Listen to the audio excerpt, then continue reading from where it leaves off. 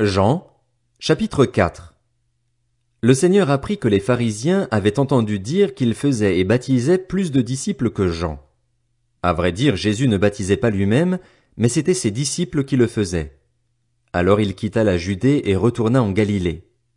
Comme il devait traverser la Samarie, il arriva dans une ville de Samarie appelée Sichar, près du champ que Jacob avait donné à son fils Joseph.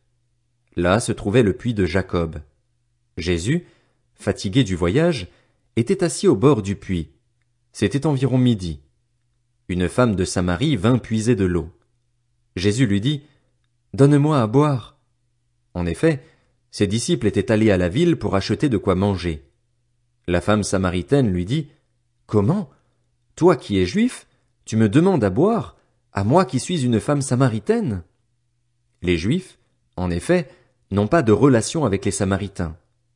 Jésus lui répondit, « Si tu savais quel est le cadeau de Dieu et qui est celui qui te dit, « Donne-moi à boire », tu lui aurais toi-même demandé à boire et il t'aurait donné de l'eau vive. »« Seigneur, » lui dit la femme, « tu n'as rien pour puiser et le puits est profond. D'où aurais-tu donc cette eau vive? Es-tu, toi, plus grand que notre ancêtre Jacob qui nous a donné ce puits et qui a bu de son eau, lui-même, ses fils et ses troupeaux? » Jésus lui répondit, « Toute personne qui boit de cette eau-ci aura encore soif. En revanche, celui qui boira de l'eau que je lui donnerai n'aura plus jamais soif. Et l'eau que je lui donnerai deviendra en lui une source d'eau qui jaillira jusque dans la vie éternelle. » La femme lui dit, « Seigneur, donne-moi cette eau afin que je n'aie plus soif et que je n'aie plus à venir puiser ici. »« Va appeler ton mari, lui dit Jésus, et reviens ici. » La femme répondit, « Je n'ai pas de mari. » Jésus lui dit, « Tu as bien fait de dire, « Je n'ai pas de mari », car tu as eu 5 maris et l'homme que tu as maintenant n'est pas ton mari. En cela tu as dit la vérité. »« Seigneur, lui dit la femme, je vois que tu es un prophète. Nos ancêtres ont adoré sur cette montagne et vous dites, vous, que l'endroit où il faut adorer est à Jérusalem. Femme, lui dit Jésus, crois-moi, l'heure vient où ce ne sera ni sur cette montagne ni à Jérusalem que vous adorerez le Père. Vous adorez ce que vous ne connaissez pas. Nous adorons ce que nous connaissons, car le salut vient des Juifs. Mais l'heure vient, et elle est déjà là, où les vrais adorateurs adoreront le Père en esprit et en vérité.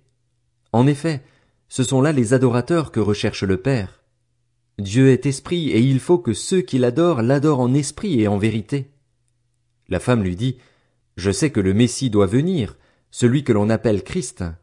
Quand il sera venu, il nous annoncera tout. » Jésus lui dit, « Je le suis, moi qui te parle. » Là-dessus arrivèrent ses disciples, et ils étaient étonnés de ce qu'il parlait avec une femme. Toutefois, aucun ne dit, « Que lui demandes-tu » ou « Pourquoi parles-tu avec elle ?» Alors la femme laissa sa cruche, s'en alla dans la ville et dit aux habitants, « Venez voir un homme qui m'a dit tout ce que j'ai fait. Ne serait-il pas le Messie ?» Ils sortirent de la ville et vinrent vers lui. Pendant ce temps, les disciples le pressaient en disant, « Maître, mange !» Mais il leur dit, « J'ai à manger une nourriture que vous ne connaissez pas. » Les disciples se disaient donc les uns aux autres, « Quelqu'un lui aurait-il apporté à manger ?»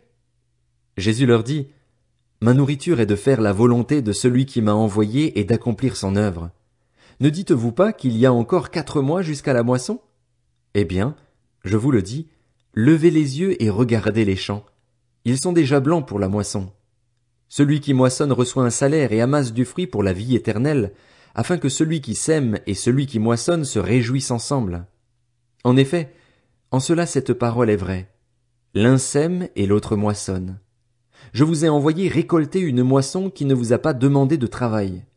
D'autres ont travaillé et vous êtes entrés dans leur travail. » Beaucoup de Samaritains de cette ville crurent en Jésus à cause des paroles de la femme qui rendait ce témoignage. « Il m'a dit tout ce que j'ai fait. » Ainsi donc, quand ils vinrent le trouver, les Samaritains le prièrent de rester avec eux. Il resta là 2 jours.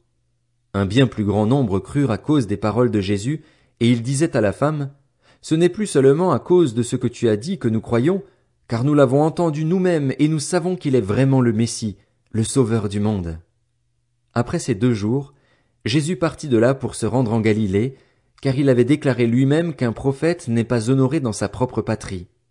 Lorsqu'il arriva en Galilée, il fut bien accueilli par les Galiléens qui avaient vu tout ce qu'il avait fait à Jérusalem pendant la fête. En effet, eux aussi étaient allés à la fête. Jésus retourna donc à Cana en Galilée, où il avait changé l'eau en vin. Il y avait à Capernaüm un officier du roi dont le fils était malade. Quand il apprit que Jésus était venu de Judée en Galilée, il alla le trouver et le pria de descendre guérir son fils, car il était sur le point de mourir. Jésus lui dit, « Si vous ne voyez pas des signes et des prodiges, vous ne croirez donc pas ?»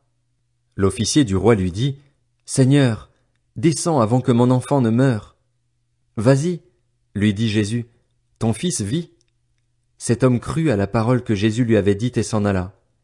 Il était déjà en train de redescendre lorsque ses serviteurs vinrent à sa rencontre et lui dirent, « Ton enfant vit !»